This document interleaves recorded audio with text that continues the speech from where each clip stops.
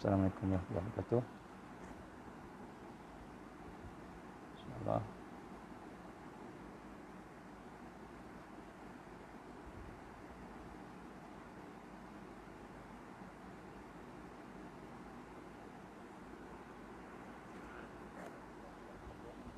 InsyaAllah moga semua sihat insyaAllah. Baik, kita mula dengan Ummul Quran. Al-Fatihah. A'udzubillahi minasyaitonirrajim. Bismillahirrahmanirrahim. Alhamdulillahirabbil alamin arrahmanir rahim maliki yaumiddin iyyaka na'budu wa iyyaka nasta'in ihdinas siratal mustaqim siratal ladzina an'amta 'alaihim ghairil maghdubi 'alaihim waladdallin amin. Bismillahirrahmanirrahim. Alhamdulillah wassalatu wassalamu ala Rasulillah. Qala rabbi shrah li sadri wa yassir li amri wahlul 'uqdatam min lisani yafqahu qawli. Rabbi zidni ilman amma ba'd. Assalamualaikum warahmatullahi wabarakatuh. Alhamdulillah, kita bersyukur pada Allah Subhanahu Wa Taala dengan keizinan Allah dan dengan kasih sayang Allah kita diberikan kesempatan pada petang ini untuk kita sama-sama melihat beberapa hadis lagi yang berkenaan dengan kemunculan Al-Masih Dajjal, yang berkenaan dengan kemunculan fitnah yang paling besar yang bakal dihadapi oleh umat Islam, yang kita telah pun berbincang selama beberapa siri. Dan fitnah ini adalah fitnah yang sebenar, fitnah yang real, yang berlaku, bukan agak-agak, bukan khayalan, bukan sesuatu yang kita kata sebagai perkara yang boleh percaya, boleh tak percaya, tapi dia adalah merupakan satu yang berlaku, yang dikatakan disampaikan oleh Rasul sallallahu alaihi wasallam melalui hadis-hadis sahih, hadis-hadis sahih dan mutawatir, statusnya itu mutawatir.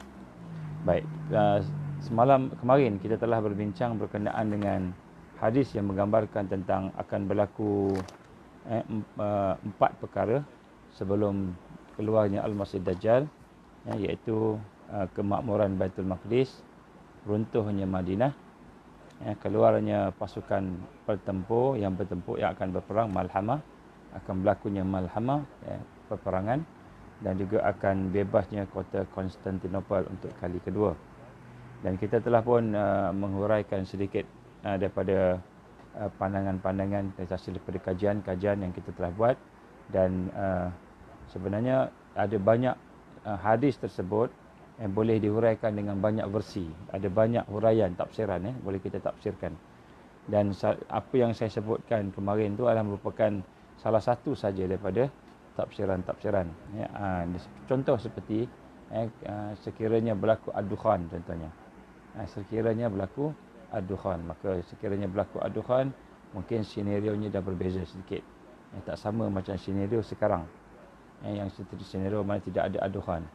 Begitu juga sekiranya berlaku pengisytiharan, kematiannya khalifah di Jazirah Arab, mungkin kita mendengar dalam setahun 2 kata lah, kita tak tahu, kita dengar Allah izin meninggalnya King Salman, contoh. Sekiranya meninggalnya King Salman, maka kemungkinan akan berlaku perebutan kuasa di kalangan anak-anak ataupun cucu-cucu kepada Sultan Abdul Aziz, yang akan menyebabkan berlaku perebutan kuasa daripada 3 pihak yang besar. Dan kemudian selepas itu akan munculnya satu kepimpinan yang digambarkan Rasulullah SAW dalam hadis yang kita belum baca lagi. Yang hadis ini ketika kita bincang Al-Mahdi nanti. Jadi ada beberapa lagi kemungkinan yang boleh berlaku daripada hadis-hadis yang kita kaji ataupun yang kita hurai kemarin. Dan ini adalah merupakan salah satu daripada perkara yang menjadikan para ulama kita tidak betul-betul confirm dari sudut kronologinya, dari sudut macam mana berlaku dan sebagainya. Tapi kita boleh jadikan sebagai satu panduan untuk kita jadikan sebagai satu panduan untuk kita merancang dan melihat akan kedatangan fitnah Al-Masih Dajjal ini. Dan daripada apa yang saya sebutkan, kita mendapati bahawa contohnya pembebasan kota Konstantinopel tu, dia sudah terlalu dekat pembebasan kota Konstantinopel. Sama ada pembebasan itu dari sudut berlakunya bagaimana yang dirancang oleh orang Islam di Turki, iaitu mereka mahu mengambil alih semula kepimpinan laut dan kepimpinan yang ada di sempadan Europe itu, sehingga mereka boleh menguasai Eropah, kan, ataupun dia boleh datang daripada satu kepimpinan baru. Mungkin ada satu kepimpinan baru yang akan timbul di Mekah, yang mana kepimpinan itulah yang digambarkan oleh Rasulullah sallallahu alaihi wasallam sebagai Muhammad bin Abdullah, seorang yang telah diberikan oleh Allah kewibawaan untuk memimpin umat, menyatukan umat. Jadi kemungkinan juga itu juga salah satu daripada kemungkinan. Baik. Walau bagaimana kita akan cuba rumuskan semua apabila kita membincang tajuk Al-Mahdi. Bila kita bincang tajuk Al-Mahdi, saya akan rumuskan semua. Saya akan gabungkan semula antara apa yang saya sebut kemarin dengan kepimpinan Erdogan sekarang, dan juga apa yang bakal berlaku menurut hadis Nabi yang sahih mengenai perkara yang mungkin berlaku pada masa akan datang dengan keluarnya Muhammad bin Abdullah, iaitu imam yang disebut sebagai Imam Al-Mahdi yang digambarkan Rasulullah sallallahu alaihi wasallam, yang juga merupakan hadisnya itu juga hadis yang sahih. Jadi pada hari ini saya akan sambung sikit apa yang digambarkan oleh hadis yang pertama, kedua dan ketiga yang kita baca kemarin, iaitu berkenaan dengan bebasnya kota Konstantinopel dan kota Rom. Baik. Dan satu hadis Rasulullah sallallahu alaihi wasallam ni, satu hadis yang diriwayatkan oleh Imam Muslim. Imam Muslim berkenaan dengan Dajjal dan kota Rom.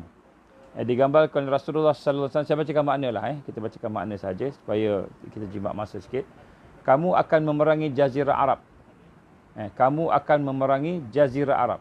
Kamu ni siapa? Kamu ni orang Islam. Orang Islam akan memerangi Jazirah Arab. Maknanya Saudi Arabia. Maknanya Saudi Arabia akan diserang. Akan memerangi, kata Rasul. Lantas Allah membukakannya, maka Allah membebaskannya. Allah membebaskannya. Kemudian kamu akan memerangi Rom. Kamu akan memerangi Rom. Lalu Allah akan membebaskannya. Kamu akan memerangi Rom, maka Rom akan bebas juga. Dan selanjutnya kamu akan memerangi Dajjal. Lalu Allah akan menaklukkannya, maksudnya Dajjal akan dikalahkan. Maka Jabir berkata, Dajjal tidak akan keluar sehingga Romawi dibebaskan.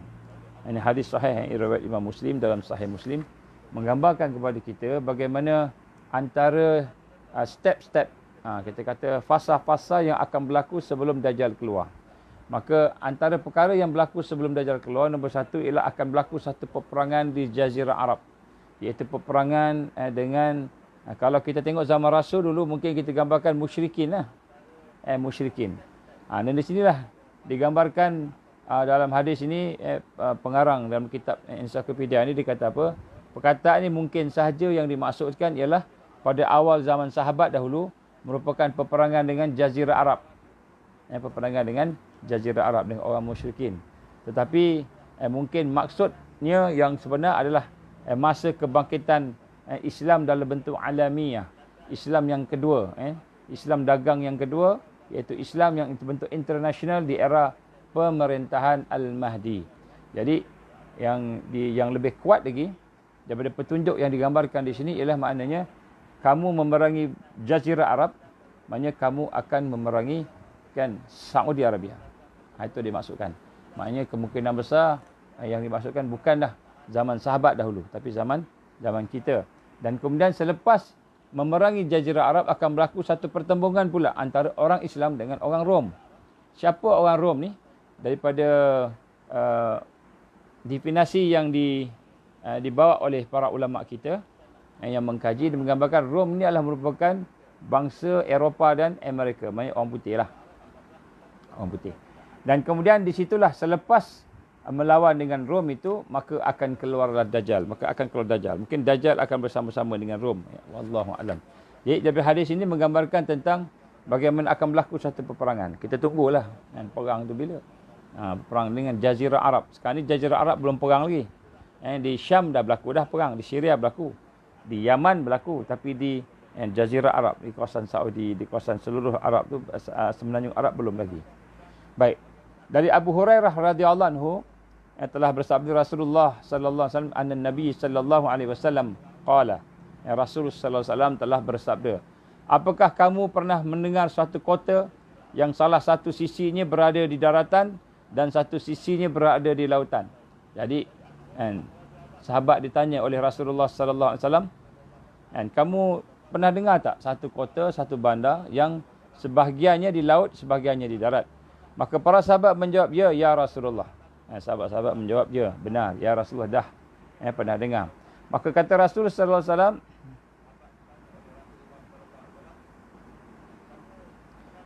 hari kiamat tidak akan berlaku. Hari kiamat tidak akan berlaku sehinggalah. Maka para sahabat menjawab, ya Rasulullah. Hari kiamat tidak akan berlaku sehinggalah, kata Rasulullah sallallahu alaihi wasallam, terjadi satu pertempuran antara 70,000 orang daripada Bani Ishaq memeranginya. Dan ketika mereka datang ke kota itu, mereka berhasil memasukinya, tetapi mereka tidak berperang dengan senjata, dengan pedang, dan tidak pula menembaknya dengan anak panah. Jadi Rasul gambarkan akan berlaku peperangan. Orang Islam akan masuk ke sana. Dan kemudian dia tidak berlaku peperangan dengan senjata. Tidak dengan senjata. Tidak dengan pedang. Tidak dengan anak panah.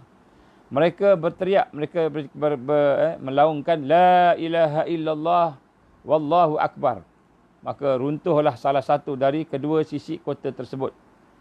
Maka Saud berkata, sahabat Nabi, aku tidak mengetahui kecuali dia berkata yang berada di lautan. Maknanya yang lautan jatuh dulu. Lautan jatuh dulu. Kemudian mereka berteriak lagi pada kedua kalinya. La ilaha illallah wallahu akbar. Maka runtuh lagi di sisi yang lain. Maknanya runtuh pula. Kita kata tadi kota. Ataupun dikata pertahanan lah kita kata sini. Pertahanan di sisi yang di sisi sebelah kiri kanan pula di sisi. Lalu kemudian mereka berteriak untuk ketiga kalinya, La ilaha illallah, Allahu akbar. Maka dibukalah selebar-lebarnya kota itu untuk mereka. Lantas mereka pun memasukinya dan mendapatkan harta rampasan perang. Manakala mereka sedang membagi harta rampasan perang, tengah bagi-bagi harta itu, tiba-tiba ada seorang yang berteriak keras datang kepada mereka secara berseru. Sesungguhnya Dajjal sudah keluar, Dajjal sudah keluar. Lantas mereka pun meninggalkan semua itu dan mereka segera pulang. Pulang semula ke tanah Arab. Hadis ini menunjukkan kepada kita bahawa akan terbebasnya kota Konstantinopel sebagaimana yang dituturkan oleh hadis-hadis yang sebelum ini. Dan kota itu kan bebaskan dengan takbir yang menunjukkan para pejuang kebenaran pada akhir zaman akan dikuatkan dengan pertolongan yang bersifat ghaib. Ini kata-kata pengarang lah. Pengarang kata, dia kata apa, kemungkinan besar dengan pertolongan Allah Subhanahu Wa Taala, kerana mungkin di kalangan kelompok itu ada orang-orang yang terdidik, Rabbani, orang-orang yang ditarbiah, yang bersih hatinya, yang kuat dia punya auranya, orang-orang yang yakin, yang sabar, dan mereka beramal dengan ikhlas, maka Allah SWT memberikan kemenangan dengan mudah. Maknanya dia tak payah berperang dengan pedang. Allahu Akbar, takbir. La ilaha illallah wallahu akbar, runtuh. Jadi inilah yang digambarkan oleh pengarang di sini. Bagaimana dia kata kota Konstantinopel akan dibebaskan oleh kaum muslimin. Sebutkan sini tuan-tuan Allah, saya berpandangan. Ada satu pandangan lagi, pandangan lain, menggambarkan bahawa la ilaha illallah wallahu akbar itu maknanya kota Konstantinopel ataupun Turki sekarang ni yang telah mula mengamalkan Islam. Hanya Islam telah mula dapat dengan dakwah. Melalui dakwah, melalui sistem mendidik manusia, Al-Quran, tarbiyah yang sedang berjalan sekarang. Sekarang ni sedang berjalan. Kerja-kerja dakwah, kerja-kerja mentarbiyah, mendidik masyarakat, mendidik rakyat sedang berjalan. Dan kemungkinan kita melihat sebagaimana yang berlaku kudeta pada tahun 2016, di mana walaupun tentera menggunakan kereta tank, senjata api sebagainya, tetapi rakyat keluar dengan kalimah la ilaha illallah, dengan selawat pada Nabi, dengan Allahu Akbar, dengan subhanallah. Jadi rakyat ni keluar jalan raya, keluar ke jalan raya dengan kalimah la ilaha illallah, dengan kalimah subhanallah, dan akhirnya Allah izin adalah kematian dalam 200 orang lebih kurang itu, lebih mati, dan cedera lebih kurang 2,000 orang. Tetapi nak sebut kat sini, dengan kalimah la ilaha illallah, tentera-tentera yang melaksanakan kudeta tu jatuh, tidak lawan, tak melawan. Dia nak lawan apa? Yang dia nak tembak tu mak ayah dia sendiri. Yang dia nak tembak tu adik-beradik dia. Kawan-kawan dia. Tentera. Akhirnya tentera letak senjata. Letak senjata. Jadi kita lihat perkara yang digambarkan Rasulullah SAW ini dah pun berlaku. 2016 dulu. Tapi kita tak pasti adakah itu maksud peristiwanya. Mungkin bukan. Mungkin bukan. Tapi maknanya digambarkan Rasul tadi. Sallallahu Alaihi Wasallam memang betul. Dia akan berlaku satu ketika mungkin tentera ataupun kita kata kota Konstantinopel akan dibebaskan dengan kalimah la ilaha illallah. Dengan kalimah wallahu akbar. Dengan kalimah-kalimah tahmid dan kita kata memuji Allah tadi. Jadi di sini ada pandangan tentang Bani Ishaq dengan Bani Ismail. Disebut sini ialah Bani Ishaq. Tetapi daripada apa yang dihuraikan oleh Imam An-Nawawi, dia mengatakan bahawa sebenarnya daripada hadis sahih Imam Muslim tu yang dimasukkan Bani Ishaq itulah Bani Ismail. Maknanya orang Arab lah. Bukan orang Yahudi. Yang akan membebaskan kota Konstantinopel itu adalah orang Arab ataupun orang Islam. Dalam satu hadis yang lain yang pernah kita baca sebelum ini berkenaan Ibn Sayyad, bagaimana Hafsah radhiyallahu anha merupakan zaujah Rasulullah Ummul Mukminin, zaujah Rasulullah sallallahu alaihi wasallam, telah menyatakan kepada saudara laki-lakinya Ibnu Umar, Abdullah bin Umar radhiyallahu anhu, yang menyatakan tentang bagaimana dia telah memberi sesuatu menyebabkan Ibn Sayyad marah pada masa itu, dan dikata Dajjal akan keluar ketika marah. Maknanya Dajjal akan keluar ketika marah, ketika tentera dia kalah, dia keluar. Ketika kota Konstantinopel berkuasa ataupun dikuasai sepenuhnya oleh umat Islam, maka ketika itu dia akan marah. Sebab kota Turki ini penting. Turki ini amat penting dengan Eropah, amat penting kedudukannya. Dan kekuatan senjatanya, kekuatan militerinya, kekuatan ekonominya, kekuatan pertaniannya, kekuatan teknologi senjatanya. Dia boleh buat senjata sendiri. Jadi Turki ini amat penting. Jadi apabila Turki jatuh ke tangan orang Islam, kota Konstantinopel, maka dia akan menyebabkan Dajjal marah, dan sebab itu dia akan keluar. Salah satu daripada kita kata kajian ataupun kita kata huraian daripada ulama berkenaan dengan hadis yang diriwayatkan oleh Hafsah, mengatakan Dajjal akan keluar ketika dia marah. Ketika dia marah, maknanya dia keluar tu kita nak habiskan lah, nak habiskan terus. Ini bersangkut paut dengan peperangan, peperangan. Baik, kemudian ada lagi hadis-hadis tentang kota Konstantinopel ni kira dah lebih kurang gitulah ceritanya. Yang saya cerita kemarin tu lengkap lah sebenarnya. Dan cuma satu nota yang kita nak ambil di sini, kita tak mengambil kira pada masa itu dukhan. Kita tak mengambil kira dukhan. Sekiranya berlaku dukhan, maka keadaan akan berubah sedikit. Senario akan berubah sedikit. Apa perubahan dia? Perubahan dia dari sudut persenjataan. Dari sudut teknologi. Maka pada ketika itu sekiranya berlaku dukhan sebelum Dajjal keluar. Ini kita kata andaian. Sekiranya dukhan berlaku sebelum Dajjal keluar. Dan ada kemungkinan, sebab ada setengah ulama yang berpandangan dukhan mungkin berlaku sebelum Dajjal keluar. Maka sudah tentulah teknologi yang ada akan habis. Habis teknologi.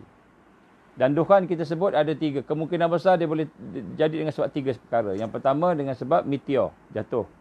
Yang kedua dengan sebab perang nuklear. Yang ketiga dengan sebab berlakunya super volcanic, maknanya letupan gunung berapi di Amerika yang besar, di Yellowstone tu, yang kalau meletup habis satu bumi akan jadi dukhan. Jadi sebut kat sini bagaimana sekiranya dukhan berlaku sebelum Dajjal keluar, maka pertembungan dan pertempuran di kalangan umat Islam akan berbeza dengan ketika mereka berlawan dengan tentera Dajjal. Masa itu dah tak ada dah nuklear, dah tak ada dah apa sebagainya, sebab habis semua teknologi dah habis.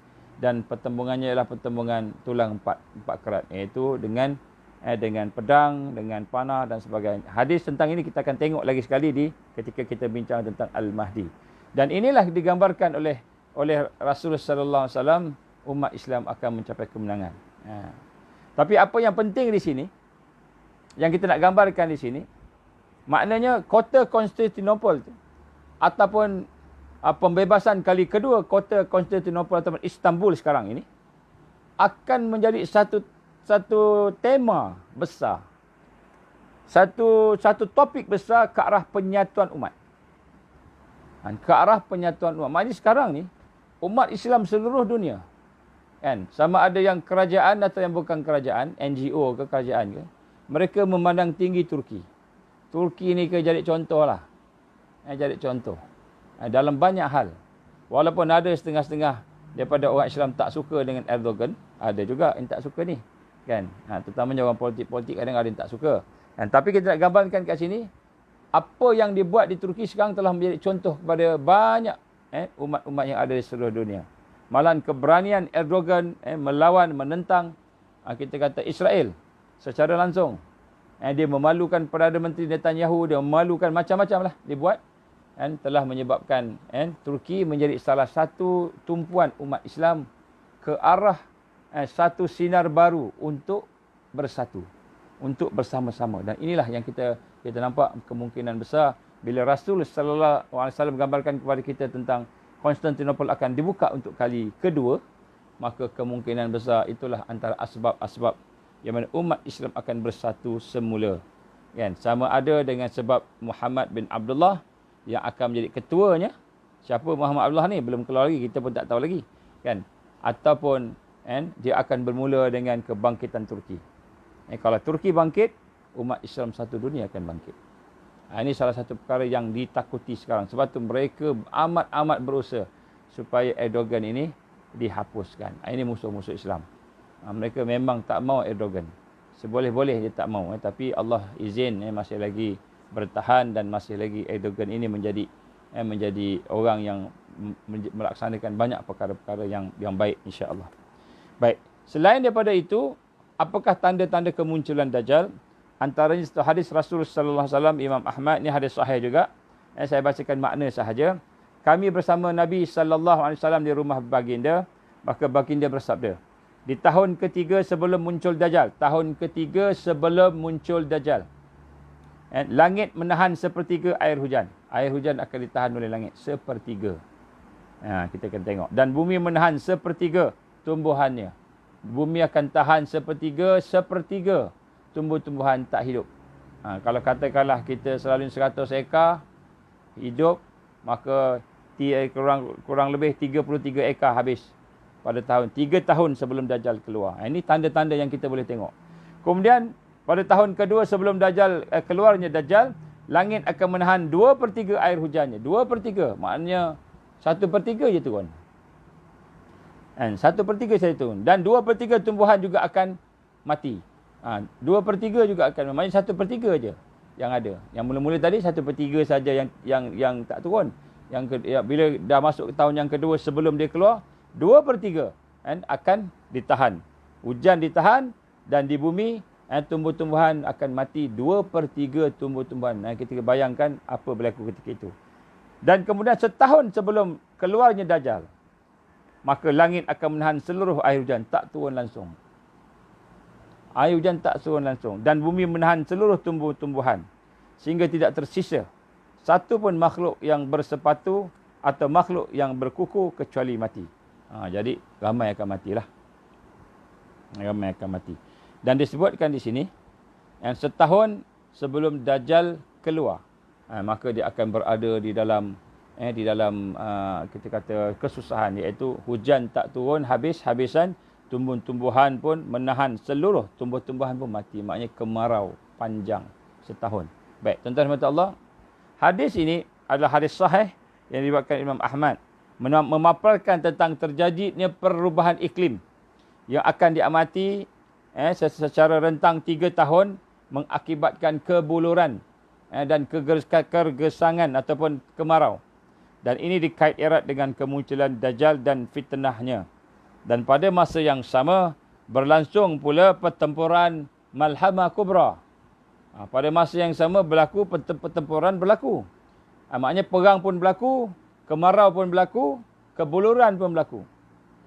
Maka di sinilah dilihat bahawa akan dibebaskannya kota Konstantinopel, kerana indikasi mengarahkan bahawa fitnah Dajjal muncul setelah setelah Konstantinopel dibebaskan. Maknanya ketika kemarau berlaku tu, 1 tahun tu, ketika kemarau berlaku 1/3 tak turun, 2/3 tidak turun, maka kita tengok sini, maknanya ketika berlaku kesusahan umat dalam kesusahan ni, ketika itulah berlaku peperangan. Serentak. Maksudnya, kenapa? Sebab dalam hadis yang pertama tadi, menyatakan, bila kota Konstantinopel dibebaskan dalam masa 7 bulan, 1 tahun, lebih kurang, Dajjal akan keluar. Dalam masa setahun atau 7 bulan. Dalam hadis yang kita baca itu 7 bulan. Dajjal akan keluar. Jadi maknanya apa? Ketika kota Konstantinopel itu dibebaskan, maknanya orang umat Islam membebaskan kota Konstantinopel, dan ketika mana berlakunya malhamah, maknanya kemarau berlaku serentak. Ini maknanya kita nampak kesusahan demi kesusahan.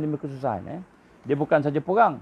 Dia bukan saja kemarau, kebuluran. Tetapi ada juga yang lain. Kita akan baca tengok. Sudah dimaklumi bahawa era ini merupakan kebangkitan internasional. Jadi era di mana umat Islam susah memuncak. Maknanya perang pun ya, kebuluran pun ya, ekonomi teruk pun ya. Kan, kita kata makanan pun susah, mati ramai. Umat Islam keadaan susah itu, dengan dibantai oleh tentera-tentera Al-Masih Dajjal dan sebagainya, maka kemuncaknya akan keluar Dajjal. Kemuncak kepada kita kata fitnah, ujian tadi, akan keluarlah Dajjal. Dan inilah dikata merupakan era di mana pasukan yang bersama-sama dengan kemenangan Islam, bersama kebangkitan, adalah pasukan yang disiplinnya cukup tinggi. Jadi sifat Al-Mahdiyin, sifat mereka yang akan bangkit ini, disiplinnya cukup tinggi, seperti di era tentera Talut.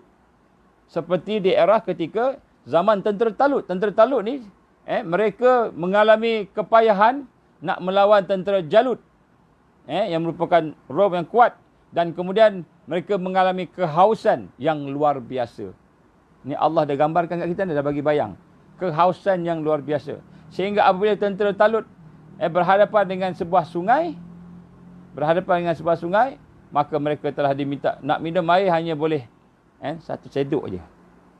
Siapa yang minum lebih daripada 1 cedok, dia tinggal. Talut kata, kamu tak layak untuk bersama dengan kami. Maka hanya sebahagian kecil saja yang minum 1 cedok je. Yang lain semua sampai 2 cedok, 3 cedok. Dah haus. Kan, ini maknanya nak menggambarkan kita bahawa ketika tentera-tentera Islam yang benar-benar nak bangkit pada akhir zaman ini, tenteranya betul-betul berdisiplin. Yang selalu boleh berpuasa, sanggup berpuasa, sanggup berkorban. Mungkin dia kurang makan, kurang minum. Rakyat biasa dah susah kurang makan, kurang minum, dia pun kurang makan dan kurang minum. Mungkin kita kalau dari sudut fizikalnya susah payah. Jadi maknanya, apakah yang memberikan kekuatan pada mereka? Ialah kekuatan iman. Jadi sebab tu tuan-tuan, kita nak sebut sini, kebangkitan di akhir zaman bukan kebangkitan yang senang. Bukan macam kita boleh pergi bawa ration banyak-banyak macam askar kita masuk perang lawan komunis. Askar kita lawan komunis, dia boleh bawa ration makanan tu, kan? Sebanyak yang dia mampu lah bawa. Sebanyak dia mampu. Kemudian bila dalam keadaan tak ada ration, dia boleh lagi memburu yang ada dalam hutan. Malaysia punya hutan kan, ada kancil lah, ada macam-macam kan. Komando-komando boleh ambil ular, makan biawak. Itu komando kan. Ada terror lah kan. Kita ni tak sampai hati nak makan biawak kan. Tengok makan biawak nampak macam cicak kan. Tuan-tuan dan Allah Ta'ala, digambarkan oleh Rasul sallallahu alaihi wasallam apabila sampai waktu Dajjal nak keluar, kualiti tentera-tentera yang akan melawan dengan Dajjal adalah disiplinnya tahap paling tinggi. Paling tinggi disiplinnya. Al-indibat. Disiplin dia tinggi. Dia bukan setakat orang biasa-biasa ni. Ini nota yang kita kena faham pada hari ini. Dia punya keyakinan dia, dia punya keimanan dia punya akidah dia seperti tentera Badar. Akidah dia seperti tentera Badar zaman Rasulullah sallallahu alaihi wasallam. Dan disiplinnya, kekuatannya, disiplin dia, kesatuan dia, ketaatan dia, dari sudut tindakan-tindakan dia seperti tentera Talut. Seperti tentera Talut. Dan di sini digambarkan kepada kita tentang ujian yang akan. Sebab tu kita ni macam mana? Sanggup ke kita nak berdepan dengan ni? Kita takut, kita tak sanggup. Hanya segelas air, orang boleh kufur dengan sebab segelas air. Haus sangat, segelas air, datang Dajjal bagi segelas air. Air tu sebenarnya sihir aja. Kita pun minumlah. Kita ingat air betul. Memang kita minum rasa kenyang, rasa hilang haus. Tapi sihir. Tetapi akidah dah habis. Kita akan cerita sikit pasal Dajjal ni. Okey, baik. Dari sini kita lihat dalam satu hadis yang lain, hadis Tamim Ad-Dari pula. Baik, yang tadi kita sebut tadi, Dajjal akan keluar ketika kebuluran, ketika kemarau, ketika susah. Jadi tentera-tentera yang nak bangkit tu pun tentera-tentera yang disiplinnya tinggi, yang sanggup, yang lasak kehidupan mereka. Bukan macam biasa. Macam kita ni perut buncit-buncit. Begitu lebih kurang. Wallahu alam. Tak maaf kalau ada orang perut buncit, jangan terasa. Kita cakap pada semua orang. Saya pun lebih kurang juga. Lelaki itu berkata, ni hadis Nabi sallallahu alaihi wasallam berkenaan dengan hadis Tamim Ad-Dari. Saya dah baca dah hadis yang sebelum ni, tapi kita baca sikit lagi lah. Kita kata apa? Lelaki itu berkata, kamu beritahukan kepada aku tentang kebun kurma di Baisan. Jadi daripada hadis Tamim Ad-Dari kita dah baca, dia ada 3 tanda yang disebut tentang Dajjal muncul. Dajjal muncul. Yang 3 tanda, yang pertama kurma di Baisan. Saya sebut dah, kurma Baisan dah hampir tak ada dah. Mungkin dah tak ada sekarang. Saya tengok yang last dia ada pun dah kerekok-kerekok sikit je. Sekarang mungkin dah tak ada kurma dah di Baisan. Kedua, Danau Tibria. Dalam hadis Tamim Ad-Dari ni, Danau Tibria akan surut. Kita dah sebut dah 2018.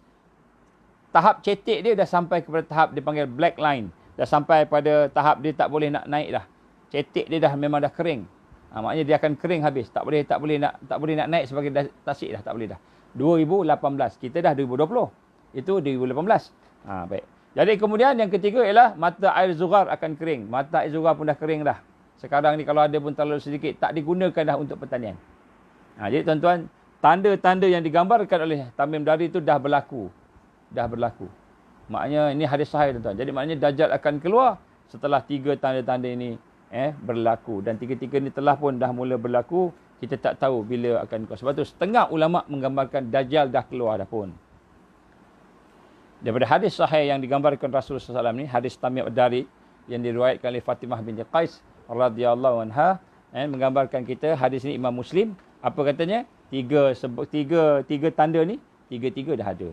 Dan maknanya apa? Maknanya setengah ulama kata Dajjal dah keluar, cuma belum isytihar. Maknanya dia dah ada dah. Saya melihat berita-berita daripada Palestin, berita daripada kawasan tanah jajahan Israel tu, Israel, negara haram Israel tu. Saya juga melihat kajian-kajian daripada kawan-kawan Kristian dan Yahudi dari Amerika. Sebahagian daripada orang Kristian ni dia tak suka Yahudi Zionis, tak suka. Dia tak suka. Sebab dia lebih kepada kita kata wataniah ni, suka kepada negara ni. Sayang kat negara dia. Cintakan patriotik. Cintakan kepada negara. Orang Kristian Amerika. Dia mengkaji, dia melawan Zionis. So dalam kajian-kajian dia tu menunjukkan kepada kita sebahagian daripada mereka menggambarkan kan Antichrist dah keluar.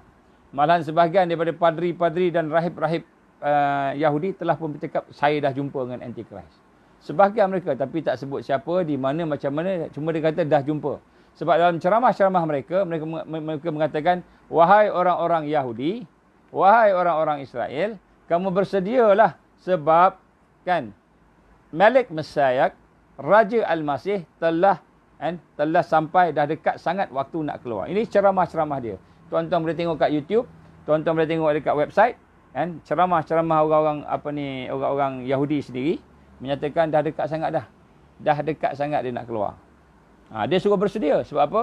Kalau tak bersedia besok, kan susah raja dia lah. Jadi dia nak suruh bersedia supaya besok kamu ni diterima oleh raja. Kalau tak, kamu akan habis. Dia nak sebutkan sini tanda-tanda tu dah ada. Tanda-tanda dah ada. Kemungkinan dah keluar. Wallahu alam. Kita tak jumpa lagi. Saya pun tak tahu siapa. Yang mana satu Dajjal, saya pun tak tahu. Kalau saya tahu, saya tak bercakap dengan FB ni. Dia dah kena dah. Nak sebut sini, saya tak tahu. Semua tak tahu. Tetapi gambarannya dia telah keluar. Jadi hadis daripada Tamim Ad-Dari ini menggambarkan kepada kita bahawa tanda-tanda yang terjadi di negara Palestin yang mengakibatkan susutnya Danau Tibria, habisnya korma di Baisan, air mata, air zuhar pun telah kering. So ini semua berada di Palestin. Dan di sinilah digambarkan hadis ini menunjukkan tentang kejadian juga, kejadian kelaparan yang akan melanda bumi secara menyeluruh. Baik, ini pandangan yang menghuraikan hadis. Nak sebut kat sini, tuan-tuan mata Allah, ada satu pandangan lagi bahawa kemungkinan besar yang dimaksudkan oleh Rasul sallallahu alaihi wasallam itu tidak berlaku di seluruh dunia. Mungkin akan berlaku di kawasan-kawasan yang biasa pada orang Arab. Mungkin akan berlaku. Contohnya kemarau, kebuluran. Ataupun mungkin akan berlaku, kita kata, tidak hujan tak turun, tumbuh-tumbuhan tak tumbuh. Mungkin berlaku pada sebahagian-sebahagian tempat. Mungkin. Jadi maknanya hadis ini Rasul sallallahu alaihi wasallam tidak menggambarkan secara spesifik di mana dan sebagainya. Jadi kemungkinan besar setengah tempat masih ada hujan. Setengah tempat mungkin sejuk, air banyak. Contohnya di kawasan kutub utara, kutub selatan, mungkin air sini banyak. Kan, maknanya sejuklah. Setengah tempat mungkin tak dikesani. Setengah tempat akan dikesani. Wallahu alam. Ini pandangan. Jadi sebut ni secara ringkasnya, tak semesti satu dunia kemarau Dajjal keluar, tak semesti. Apa yang dilihat di sini, kemungkinan besar sebahagian tempat perang. Dia punya fitnahnya perang, malhamah kubra. Setengah tempat fitnahnya kemarau. Contoh tuan-tuan, kemarau 3 tahun ni, setahun, 1/3, 2/3 tak ada langsung ni, dah berlaku di India. Di India dah berlaku. Di Afrika sebahagian tempat dah berlaku. Jadi kemarau, kebuluran ni sebahagian tempat dah berlaku dah. Dah berlaku. Jadi sebab tu saya sebut sini, contoh Malaysia. Ahli falak kita adalah beberapa orang ustaz. Ahli falak kita pun menyatakan bahawa akhir-akhir ni, tiupan angin dan juga bagaimana pergerakan udara yang cuaca luar biasa, luar daripada kebiasaan. Walaupun kita hujan, tapi hujan kita tak sama macam hujan-hujan sebelumnya. Jadi dia dah ada perubahan. Ada perubahan. Kita yang tak mengkaji ni, kita tak tahu. Orang yang mengkaji tahulah. Kan? Jadi, arah angin berubah, tekanan-tekanan panas dan sejuk berubah di dunia ni. Ini mengikut kajian ahli falak, mengikut kajian orang-orang yang mengkaji tentang cuaca. Nak gambarkan kepada kita, hadis ini menggambarkan sekiranya berlaku simptom-simptom tadi, maka itulah timbulnya masa Al-Masih Dajjal akan keluar. Wallahu alam. Baik, itu adalah berkenaan cuaca. Maknanya kita sebut sini, yang pertama tadi peperangan.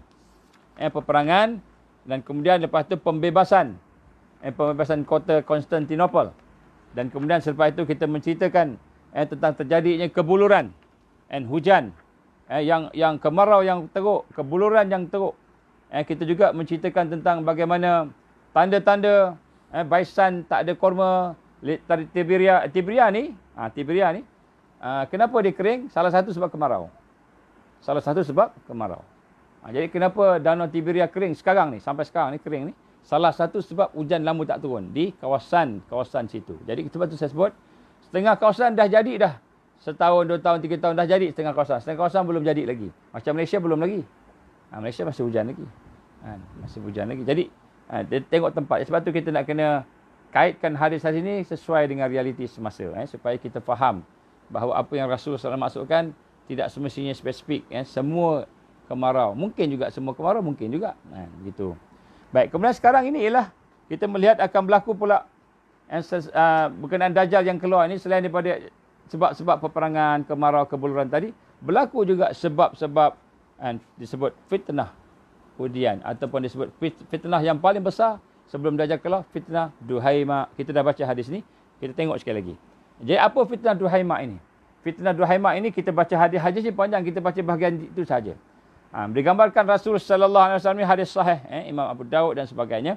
Dikata selanjutnya fitnah Ad-Duhaima. Ini maknanya betul-betul sebelum Dajjal keluar.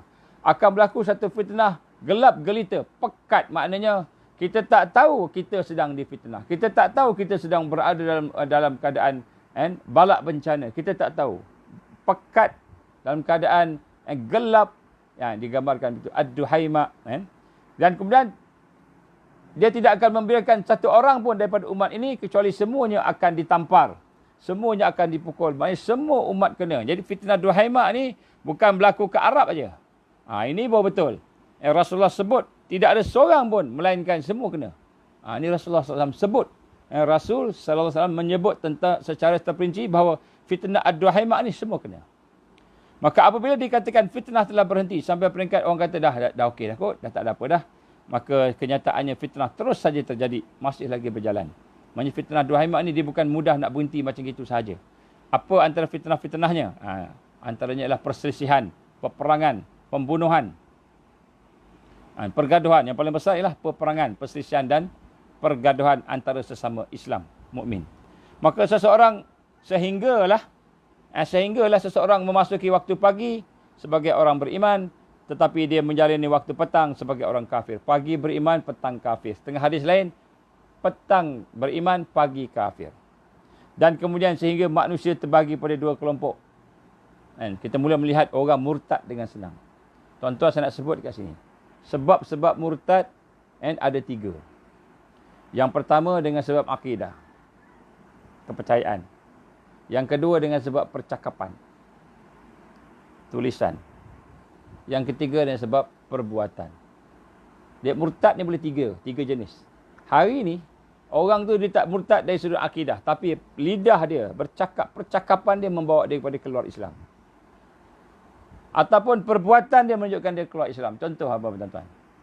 Contoh sampai satu ketika nanti, contoh. Saya belum, benda ni kita tak bincang lagi. Nanti kita akan bincang secara detail. Saya bagi contoh aja. Contoh. Apa contoh dia? Sampai satu masa besok akan berlaku sesuatu disebut one world religion. One world religion. Maka dalam kefahaman satu agama dunia, one world religion, maka pada ketika itu semua agama sama. Semua agama sama. Maka tak ada dah istilah inna dina indallah al-Islam. Tidak ada istilah hanya agama satu sisi Allah, Islam. Tak ada dah. Wa man yabtaghi ghairal islami dinan falan yuqbala minhu. Dan siapa yang mengambil agama selain daripada Islam, maka sekali-kali Allah takkan terima. Dah tak ada dah. Yang akidah ni tak ada dah. Dan Allah dan Rasul sebut al-Islamu ya'lu wa la yu'la alaih. Islam paling tinggi, tidak ada yang lebih tinggi daripada Islam. Tak ada dah. Maka ketika zaman tersebut, tahun tersebut, dah dekat dah tuan-tuan. Dah dekat dah. Maka akidah umat dunia, seluruh dunia, ialah pluralisme. Maknanya, dia boleh terima semua agama. Semua agama betul. Cuma cara dia lain-lain. Dia kata begitu. Sehingga apabila dia berdoa sama-sama, mari kita sama-sama berdoa. Kamu Kristian, kamu Yahudi, kamu Buddha, kamu Hindu, kamu Islam.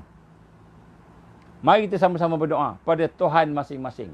Maka bacalah orang Islam. Bismillahirrahmanirrahim. Alhamdulillahirrabbilalamin. Wassalatu wassalamu ala asyrafil anbiya wal mursalin. Baca doa. Yang lain semua pakat amin, amin, amin. Kemudian baca pula orang Hindu baca. Apa benda tadi baca? Krishna. Orang Islam pun amin sama. Baca pula orang Kristian. Jesus Christ. Sekian. Orang Islam pun amin. Maka pada ketika itu, murtadlah orang Islam tersebut kerana dia telah mengiktiraf Tuhan-Tuhan yang lain. Dia telah mengiktiraf Tuhan Hindu. Dia telah mengiktiraf Tuhan Kristian. Dia kata apa? Jesus ni Tuhan. Dia telah mengiktiraf Tuhan-Tuhan yang lain. Maka ketika itu, walaupun dia tak kata saya ni keluar Islam, saya yakin dengan Hindu, tetapi perbuatannya itu telah membawakan dia keluar daripada Islam, murtad. Tuan-tuan tengok fatwa daripada mufti-mufti kita. Contohnya mufti wilayah sebelum dia jadi menteri. Yang berbahagia, senator YB kita, Datuk Dr. Zulkifli, sebelum dia jadi menteri, dia keluar fatwa. Ni pluralisme. JAKIM keluarkan fatwa, Majlis Agama keluarkan fatwa. Pluralisme ini adalah satu keyakinan yang boleh membawa kepada, bukan boleh membawa, ialah murtad. Sebab dia menyamakan semua agama sama. Bila semua agama sama, kenapa kita perlu berbeza-beza? Ini nak sebutkan sini tuan. Sebab tu agama-agama one world religion ni, dia akan converge. Dia akan menuju kepada satu agama menyembah syaitan. Iaitu dipanggil New Age religion. There is no religion. There is no religion. Better ataupun above the truth. Tidak ada agama lebih tinggi, higher than the truth, higher daripada kebenaran. The truth. Dan kebenaran tu apa kebenaran tu? kebenaran tu adalah Luciferian, menyembah iblis. Ini menuju ke situ. Jadi saya sebut sini, sampai satu masa besok, kita tak perasan. Ini kan untuk jaga keamanan, supaya kita tak bergaduh, supaya kita okey semua. Mari sama-sama, tak apalah kita doa, apa salah doa. Dia aminkan kita, kita aminkan dia. Kalau tak adil lah. Contoh begitu. Sedangkan perbuatan itu boleh membawa kepada murtad tanpa sedar. Tanpa sedar. Kita mengiktiraf Tuhan. Tuhan Hindu apa Tuhan Hindu tuan-tuan? Krishna. Contoh. Banyak Tuhan dia, ratus ribu. Baik, jadi sebab tu tuan-tuan mata Allah, fitrah ad-duhaimah ini akan datang sehingga seseorang itu boleh keluar daripada Islam dalam keadaan tanpa sedar. Dalam keadaan tanpa sedar. Akhirnya yang menjadi bahayanya apabila mereka yang keluar ini akan menentang pula orang Islam yang berpegang dengan Islam. Itu bahaya dia. Sebab itulah dalam hadis ini digambarkan Rasulullah sallallahu alaihi wasallam berakhir bukan setakat dia pagi beriman, petang kafir, petang beriman, pagi kafir. Dia akan berakhir dengan umat Islam terpecah dua kelompok. Apa kelompoknya? Yang pertama, satu kelompok yang mana iman memenuhi kehidupan dia, hati dia, fikiran dia, sehingga tidak ada sedikit pun sifat-sifat kemunafikan. Maknanya orang beriman yang sebenar-benar beriman. Dan satu kelompok lagi, orang-orang yang munafik, yang tidak ada iman di dalamnya sedikit pun. Dan hanya yang ada ialah sifat-sifat munafik. Maka kata Rasulullah apa? Setelah berlaku dua kelompok yang besar ini, maka kamu tunggulah Dajjal pada hari itu, dia keluar hari itu, ataupun esok harinya. Ni tuan-tuan, ni fitnah ad-duhaimah. Jadi perselisihan kita sama kita ni sekarang ni, ustaz dengan ustaz, ustaz ni lawan ustaz tu. Atas nama pandangan masing-masing. Atas nama pengikut masing, ramai-ramai masing pengikut tuan-tuan. Saya minta sungguh-sungguh lah. Tuan-tuan guru, Al-Fadhil Ustaz, sedarlah. Kita berselisih faham boleh. Tetapi jangan menyebabkan kita berpecah belah hati-hati kita, ukhuwah kita. Kita kena jaga adab-adab kita. Kalau kita kata orang tu sesat sekalipun selagi dia Islam. Dia ada kefahaman dia. Dia ada tahap IQ dia. Dia ada ilmu dia. Kita berlapang dada. Kita bukan masanya kita bergaduh dengan dia. Bukan masanya. Masa sekarang kita bersatu, bersama-sama. Bukan maknanya kita reda. Kita tak reda. Sebab benda itu tak betul. Memang pandangan kita yakin pandangan kita. Pandangan dia itu salah. Tapi jangan jadikan perbezaan pandangan sebagai punca berpecahnya umat. Ini satu perkara yang kita nak kena. Adab-adab berselisih pandangan. Dan akhlak kita. Ini nombor satu, takwa. Ini fitnah ad-duhaimah yang sedang berlaku sekarang. Dan dia akan berakhir dengan pecah umat Islam, pecah kepada dua kelompok. Yang satu kelompok beriman, tidak ada sikit pun munafik. Yang satu lagi kelompok munafik, tidak ada sikit pun iman. Pagi iman, petang kafir. Petang beriman, pagi kafir. Kata Rasul, tunggu Dajjal keluar pada hari itu atau esok. Maknanya fitnah duhaimah ni yang kita akan nampak satu yang besar. Ini adalah tanda-tanda kemunculan Dajjal. Daripada hadis ini menunjukkan kepada kita bahawa fitnah-fitnah yang sedang berlanda sekarang ini menuju ke arah situ. Menuju ke arah situ. Sebab tu saya ada post satu hadis Rasul sallallahu alaihi wasallam. Bagaimana Nabi sallallahu alaihi wasallam meminta tiga perkara. Tiga perkara. Kan? Satu perkara yang Allah SWT tidak kabulkan, iaitu perselisihan di kalangan umat. Perselisihan di kalangan umat dia. Maka akan berlaku perselisihan. Sebab itu tuan-tuan, bagi kita yang nak mengelakkan diri daripada fitnah ad-duhaimah ini, kita utamakan iman, ukhuwah. Kita utamakan kasih sayang. Kita tak nak berpecah. Berpecah itu berada dalam keadaan apa? Dalam keadaan apa itu panggil tadi? Difitnah, diuji. Dalam keadaan difitnah. Maka kita utamakan penyatuan. Dan insya-Allah solution kepada kebangkitan adalah penyatuan. Maknanya tidak mustahil kita bersatu semua. Tidak mustahil. Dan orang yang tidak mau bersatu dengan kebangkitan ini, mereka lah golongan yang telah memilih kufar. Telah memilih kufar. Yauzubillahi min zalik. Mudah kita tak termasuk. Baik. Kemudian setelah berlakunya peristiwa-peristiwa fitnah ad-duhaimah ini, maka juga ada lagi fitnah-fitnah yang lain. Fitnah-fitnah yang lain seperti digambarkan dalam hadis, ada banyak lagi hadis di sini, iaitu berkenaan dengan bagaimana akan berlaku umat Islam dalam keadaan kebingungan. Kerana apa? Ilmu ditarik. Ilmu ditarik. Dalam satu hadis Rasulullah sallallahu alaihi wasallam, ni hadis sahih. Saya baca semua hadis sahih tuan. Rasulullah SAW menggambarkan kan Dajjal akan keluar. Yakhrujud Dajjal, akan keluarlah Dajjal di tengah-tengah kekosongan dari din. Maknanya agama semakin kosong. Agama semakin kosong. Dan di saat ilmu ditinggalkan. Ilmu ditinggalkan. Yang ada hanyalah tuduhan-tuduhan. Yang ada hanyalah kita bersisih faham. Sesat menyesatkan. Bid'ah membid'ahkan. Sesat menyesatkan antara satu sama lain. Yang ada, kita bergaduh. Yang disebut dengan ilmu yang sebenar, tak ada. Sebab kalau orang tu faham ilmu yang sebenar, dia faham macam mana adab-adab berbeza pandangan. Adab-adab perbezaan pendapat. Sama ada dalam fiqah ke, dalam apa ke. Dia ada adab-adab dia. Ini ulama-ulama dahulu. Berbeza pandangan tapi mereka tidak sampai peringkat bergaduh. Baik. Jadi antara tanda-tanda yang besar, ini hadis yang panjang. Saya tak baca hadis ni sebab kita tengok masa. Maharaja akan bermaharaja lela kerosakan, kebodohan dan kebencian di atas muka bumi ini. Akan berlakulah kerosakan, kebodohan, ilmu ditarik dan kemudian kebencian di atas muka bumi ini. Ini antaranya. Baik, tuan-tuan, saya cuba ringkaskan apa yang kita dah bincang setakat ini secara ringkas. Yang pertama sekali, kesimpulan daripada kemunculan Dajjal. Era masa bila Dajjal nak muncul. Tanda pertama menjelang kemunculan Dajjal adalah fitnah ad-Duhaima yang melanda seluruh penjuru bumi sehingga mirip dengan fitnah Dajjal. Jadi fitnah ad-Duhaima ini digambarkan hadis yang kita pernah baca 3-4 hari yang lepas, iaitu bagaimana yang aku takut, kata Rasulullah sallallahu alaihi wasallam, bukan keluarnya Dajjal. Yang aku takut ialah berlakunya persisihan dan penyesatan di kalangan kamu, sesama kamu, maksudnya orang Islam. Maka sahabat-sahabat bertanya, ya Rasulullah, macam mana sesat yang macam mana? Siapa yang kita nak takut ni? Dia kata, immah, iaitu pemimpin-pemimpin yang menyesatkan. Jadi fitnah ad-Duhaima ni, dia bermula dengan perselisihan. Dan kemudian masing-masing berpegang dengan pandangan masing-masing, akhir sesat menyesatkan. Akhirnya bila seorang tu, contoh tuan-tuan, si A kata si B kafir, tiba-tiba si B bukan kafir, patah balik kepada dia kafir. Ini hadis Nabi.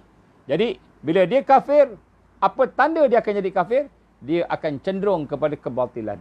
Maka dia mula bersama dengan Yahudi. Dia mula bersama dengan Zionis. Dia mula bersama dengan orang-orang yang menjauhkan diri daripada Al-Quran dan Sunnah. Ini adalah fitnah. Jadi sebab tu jangan kita mengkafirkan orang. Jangan kita menyesatkan orang.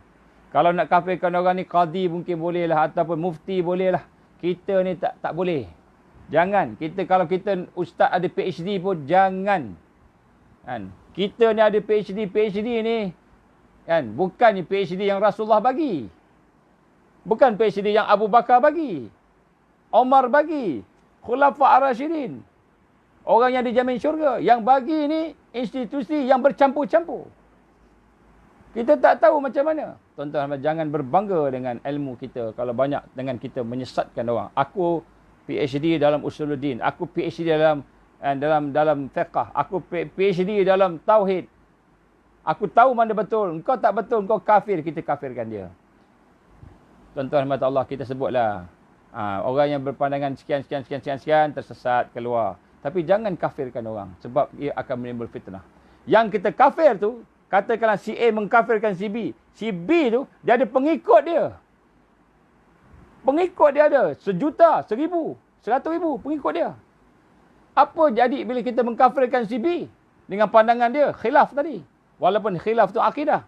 Ialah kalau dia keluar daripada Islam yang sahih tu lainlah. Ini kadang-kadang khilaf bab-bab yang kita kata furu'. Maka ketika itu 100,000 pengikut dia akan bermusuhan pula dengan si A yang telah bagi fatwa tadi. Tak bergaduh, tak pecah. Dan si A pula dia ada pengikut juga, 100,000 orang lagi belakang dia. 100,000 dah pecah dah. Hanya kerana fatwa.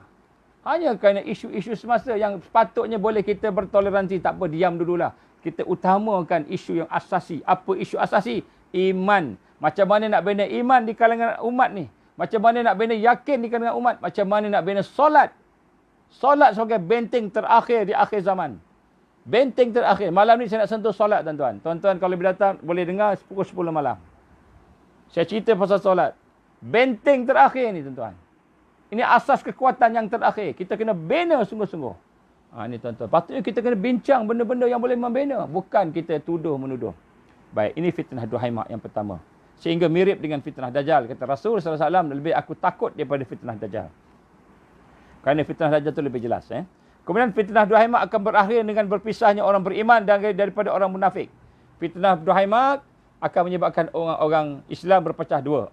Yang pertama orang beriman, yang sebenar-benar iman. Yang kedua orang munafik, nampak iman, nampak Islam.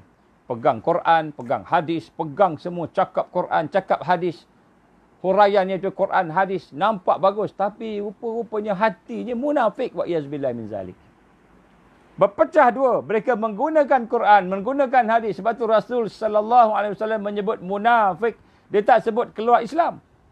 Dia tak sebut pecah dua kelompok. Yang pertama orang-orang mukmin, yang kedua orang-orang kafir. Dia tukar keluar murtad. Tak. Rasul SAW tidak menyebut murtad. Rasulullah sebut munafik. Kenapa munafik? Kerana dia menggunakan hujah Quran, hadis untuk nak lawan orang Islam yang sebenar tadi. Wa iyazbillah min zalik. Ini fitnah ad-Duhaimah. Keliru. Umat jadi keliru. Kan? Berakhir dengan berpecah dan kemudian orang beriman akan berjalan dengan tenaga yang diberikan Allah Rabbani untuk menegakkan daulah Islamiah alamiah. Akan menegakkan negara Islam alamiah. Dan pada masa itulah akan muncul Al-Mahdi yang akan menyatukan semua orang yang beriman. Semua orang beriman ni, dia semua mengata dunia. Yang dah clear dah. Yang ini bersama dengan orang beriman. Yang ini bersama dengan one world religion. Tak mahu saya sebut. Ya. Maka pada ketika itu, Mahdi akan menyatukan orang beriman yang sedikit. Pada masa itu akan bersama-sama dengan pimpinan alamiah, pimpinan dunia, Al-Mahdi. Maka akan ada wakil 7 orang. 7 orang daripada seluruh dunia ni. Dalam satu hadis tu, gambarkan 7 orang akan datang ke Mekah. Masing-masing pergi ke sana dan kemudian akan bertembur antara satu sama lain. Kamu datang ni pasal apa? Kamu datang pasal apa? Saya datang ni sebab saya nak mencari orang yang boleh menyatukan umat. Kami pun sama juga, padahal mereka tidak berpakat pun jumpa di Mekah. Maka pada ketika mereka akan pergi ke Mekah, berjumpa. Akhirnya dipendekkan cerita, maka 7 orang itu akan mewakili, setiap satu akan mewakili umat di tempat masing-masing.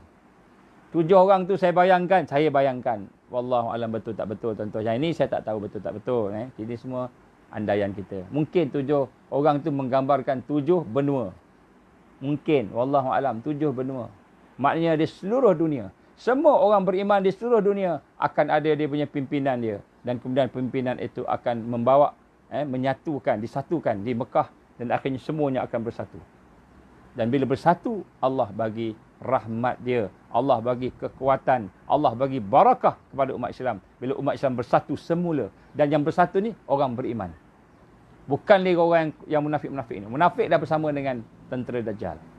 Walaupun dia masih Islam. Masih lagi pakai kopiah, pakai serban. Mungkin masih pakai jubah. Mungkin janggutnya panjang. Mungkin cakap pun Quran. Mungkin. Wallahu alam. Tapi rupanya munafik. Baik. Kemudian di sinilah digambarkan, lantas bergeraklah tentera, banyak tentera akan melawan. Maknanya tentera akan berkumpul. Orang beriman akan berkumpul dan akhirnya berjadilah satu pertembungan. Ini disebut sebagai malhamah. Al-malhamah. Dan kemudian yang ketiga, akan berlakulah pembasmian. Akan kalah Rom. Rom akan kalah. Ini tanda-tanda sebelum Dajjal keluar ni. Rom akan kalah. Maknanya peperangan akan berlaku antara peperangan Rom dengan orang Islam. Dilaksanakan dengan sempurna. Pertempuran yang besar. Dan akan terbinalah ibu kota orang Islam di Baitul Maqdis. Baitul Maqdis terbebas. Ini antara perkara-perkara yang digambarkan dalam, kita tak sebut secara detail sebelum ni, tapi ini antara kesimpulan-kesimpulan era kemunculan Dajjal. Ketika Dajjal muncul. Pasukan muslimin bergerak menuju ke Konstantinopel. Selepas mereka berjaya mengalahkan Rom, berjaya mereka mengalahkan pertempuran besar mungkin di kawasan Palestin. Dan kemudian mereka akan bergerak di Syam. Di Syam maknanya Palestin, Syria semua tu. Maka mereka akan bergerak menuju ke Konstantinopel dan membebaskan kota tersebut. Kota Konstantinopel akan bebas. Peperangan-peperangan ini, kata Rasul, apabila malhamah yang demikian bermula, maka peristiwa ini terjadi 6 tahun sebelum pertembungan yang besar. Maka lebih kurang 6 tahun akan berlaku. Tuan-tuan dan Allah, adakah 6 tahun itu telah bermula ataupun belum bermula? Wallahu a'lam. Wallahu a'lam. Tapi Malhamah Kubra peperangan-peperangan orang Islam ni dah bermula dah. Dah bermula, maknanya orang Islam di Syria lawan dengan orang-orang yang bukan Islam, yang kafir, yang ISIS ni semua benda tak betul. Benda yang missionary. ISIS ni missionary. Saya ada kawan-kawan daripada Tanah Arab dan mereka mengenali grup-grup ni. Tuan-tuan. Yang sebut ni, nak sebut kat sini, akhirnya akan berlakulah pertembungan yang besar, kota Konstantinopel akan dibebaskan. Kota Konstantinopel dibebaskan setelah berlaku malhamah, peperangan, kota Konstantinopel dibebaskan kata Rasulullah sallallahu alaihi wasallam, maka dalam masa setahun, tahun ke-7 ataupun tahun 7 bulan. Dalam satu hadis dia kata 7 bulan. Tahun yang dalam satu hadis yang lain yang lebih kuat lagi dia kata tahun ke-7, 6 tahun perang, 7 tahun. 7 tahun. 7 tahun yang ke tahun ke-7 tu akan Dajjal akan keluar. Pada saat itu berlakulah perubahan iklim.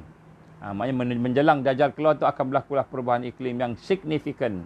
Berlangsung tahun ke-4 sejak awal pertembungan sampai tahun ke-7. Tuan-tuan, tahun pertembungan tu kita pun tak tahu bila, tuan-tuan. Tapi semua tu dah dekatlah. Saya tak nak sebut tarikh sini. Saya tak nak buat analisa yang ada tahun-tahun. Nanti orang keliru. Sebab semua tu ada data, ada fakta. Tapi saya tak nak buat. Takut keliru. Kalau kita berdepan, ada soal jawab, mungkin kita boleh buat. Tapi kalau dalam keadaan ini, saya tak boleh nanti soalan saya tak boleh jawab. Baik. Kemudian terjadi perubahan iklim dan kemudian kemenangan umat Islam, pertempuran yang besar, mobilisasi yang besar, membebaskan Konstantinopel akan dibebaskan dan kemudian akhirnya mereka akan menegak dan akhirnya Dajjal akan marah. Dajjal sendiri keluar pergi perang. Dajjal ketua pergi perang setelah kota Konstantinopel kalah, jatuh, tempat yang penting bagi mereka dan kemudian Dajjal dan keluar dan akhirnya Isa akan turun. Kita tak masuk lagi bab Isa. Isa akan turun, bunuh Dajjal. Dajjal akan mati. InsyaAllah tuan-tuan. Susah tak? Susah. Takut tak? Takut. Kita kata apa? Dengan kemaraunya, dengan laparnya. Takut tak? Takut. Susah tak? Susah. Dengan dohamaknya. Tapi yakinlah. Kalau kita berpegang dengan Al-Quran dan hadis Nabi sallallahu alaihi wasallam, kita akan diberikan kemenangan oleh Allah Subhanahu Wa Taala. Jadi apa yang nak buat tuan-tuan sekarang? Nak buat sekarang ni ialah kita nak kena apa? Nak kena bina diri kita. Macam mana saya cakap semalam, ada 3 perkara yang Allah SWT sebutkan dalam Al-Quran. 3 perkara yang kita nak kena apa? Nak kena buat untuk mendapatkan pertolongan Allah. Nombor 1, kita kena duduk di dalam tarbiyah. Duduk di dalam proses bina kekuatan kita. Ini surah Ar-Ra'd ayat 11. Innallaha la yughayyiru ma biqaumin hatta yughayyiru ma bi anfusihim. Sesungguhnya Allah tak akan merubah nasib daripada baik kepada buruk. Jadi buruk. Melainkan kita kena merubah apa yang ada dalam. Allah perintah kita islah, baiki diri kita. Wajib kita duduk dalam proses memperbaiki diri kita. Hidupkan dengan iman, hidup dengan Islam, hidup dengan ibadah, dengan akhlak. Hidup bersama proses untuk membina kekuatan kita, spiritual, kekuatan mental, kekuatan fizikal dan sebagainya. Itu nombor 1. Kerana kalau kita tidak bersama membina iman kita, akhlak kita, amal kita, maka kita memang Dajjal keluar, kita tewas. Confirm tewas kata Rasulullah sallallahu alaihi wasallam. Yang kedua, kita kena bantu agama Allah. Ya ayyuhallazina amanu in tansurullaha yansurukum wa yusabbit aqdamakum. Wahai orang beriman, hendaklah kamu membantu agama Allah. Kamu membantu agama Allah Subhanahu Wa Taala, maka Allah Subhanahu Wa Taala akan membantu kamu. Allah akan tegakkan kaki-kaki kamu. Nombor 2, kena bersama-sama dengan kawan-kawan kita yang soleh-soleh untuk kita membina agama Islam. Kita tak boleh seorang-seorang. Seorang-seorang pun kita kalah juga. Yang ketiga ialah kita hendaklah istiqamah. Kita bersabar, kita bertakwa dan kita pastikan kita istiqamah. Terus berjuang. Jangan patah balik. Terus berjuang. Jadi tuan-tuan, inilah antara perkara yang kita kena buat insya-Allah di akhir zaman. Dan kita tersebut sini, apa yang saya cuba gambarkan kepada tuan-tuan sekalian dalam masa yang ringkas ini, iaitu bahawa kita akan berhadapan dengan fitnah yang besar, kesusahan yang banyak. Tetapi Allah dah tunjuk dah jalan macam mana buat. InsyaAllah bila kita bincang tajuk Al-Mahdi dan tentera Islam, tentera mukmin akan bangkit, kita akan tengok apa yang kita kena buat. Kita akan tengok apa yang kita buat. Termasuklah persiapan Dukhan. Persiapan Dajjal, Dukhan. Hari itu kita ada buat bincang sikit tentang Dukhan dan Dajjal. Kita akan habiskan persiapan. Saya tangguh sebab saya nak buat Dajjal dulu. Supaya kita boleh nampak Dajjal ni, kemudian selepas tu baru kita nampak persiapan yang komprehensif. Dukhan dan Dajjal. Dukhan dan Dajjal. Jadi insya-Allah tuan-tuan, kalau ada kesempatan kita akan sambung lagi. Kita akan tengok hadis tentang Dajjal ni pun tak habis lagi sebenarnya. Contohnya di sini dia akan bincang tajuk-tajuk tentang lokasi di mana Dajjal akan keluar. Hadis-hadis penggunaan di mana dia akan keluar, dan kemudian hadis penggunaan pengikut dia. Siapa yang dia pengikut Dajjal ni? Kita nak kena kenal juga pengikut Dajjal ni. Kan? Kita ingat semua orang baik. Semua orang pakai kopiah, semua orang pakai serban, semua orang pakai jubah, semua berjanggut, semua baik. Di akhir zaman belum tahu tuan-tuan. Nabi kata apa? Yang nampak baik dialah jahat, yang nampak jahat dialah baik. Nampak jahat, dituduh pengganas. Macam-macam kena tuduh. Macam-macam kena tuduh. Difitnah. Tapi rupanya yang difitnah tu yang baik. Kita tak tahu. Jadi insya-Allah kita nak kena kenal dengan pengikut-pengikut Dajjal juga. Siapa dia pengikut Dajjal, kita akan bacakan sikit sebanyak hadis-hadisnya supaya kita mengenal pengikut dia, dan kemudian kita akan mengenal realiti macam mana Dajjal, fitnah dia, fitnah Dajjal yang akan kena ke kita. Dan insya-Allah sekiranya sempat, kalau tak raya, saya nak bentangkan satu tajuk berkenaan dengan macam mana cara dia keluar secara terperinci. Ini adalah perancangan mereka. Perancangan mereka, bukan saya punya perancangan mereka. Macam mana dia nak buat. Tapi yang ini, kalau melalui FB ni susah sikit lah. Saya ingat kalau boleh kita buat satu sesi khas. Yang ini saya cerita kat tuan-tuan puan, sesi khas sebab boleh soal jawab. Boleh soal jawab. Kalau tidak, kalau macam ini tak ada soal jawab, kan? Kalau tazkirah biasa tak ada soal jawab, tak apa. Kalau bila nak cerita pasal realiti semasa ni, kan, kadang-kadang kita keliru, kan? InsyaAllah, no? Ada aku liqauli hadza, astaghfirullahalazim. InsyaAllah tuan-tuan, kita doalah dalam bulan Ramadan supaya Allah masukkan kita dalam golongan yang Allah hidupkan hati untuk kenal dia, untuk kenal Allah. Dan kemudian bila Allah hidupkan hati kita, mudah-mudahan dengan rahmat Allah menghidupkan hati kita, membersihkan hati kita, kita akan benci dengan kelemahan kita.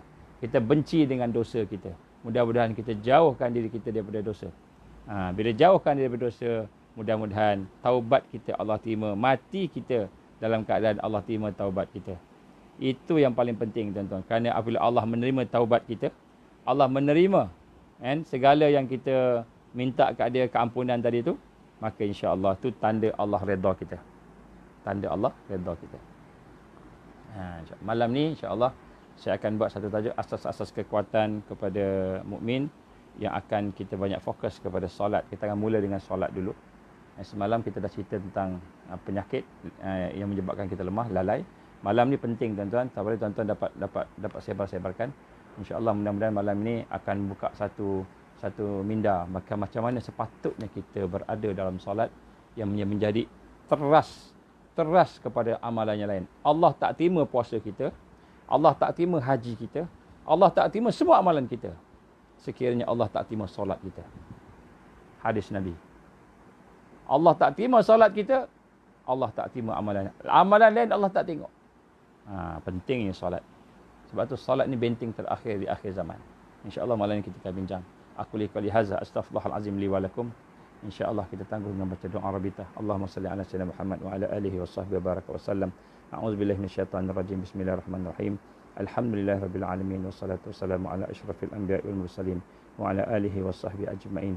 Allahumma innaka ta'lam anna hadhihi al-qulub qad istamat ala mahabbatik wa taqat ala ta'atik wa tawahadat ala da'watik wa ta'ahadat ala nasrati syari'atik wa asikillahumma rabitataha wa adimuttaha wa hdiha subulaha واملأها بنورك الذي لا يخفو واشرح صدورها بفيض الإيمان بك وجميل التوكل عليك وأهلها بمعرفتك وأمتها على شهادة في سبيلك يا الله إنك نعم المولى ونعم النصير.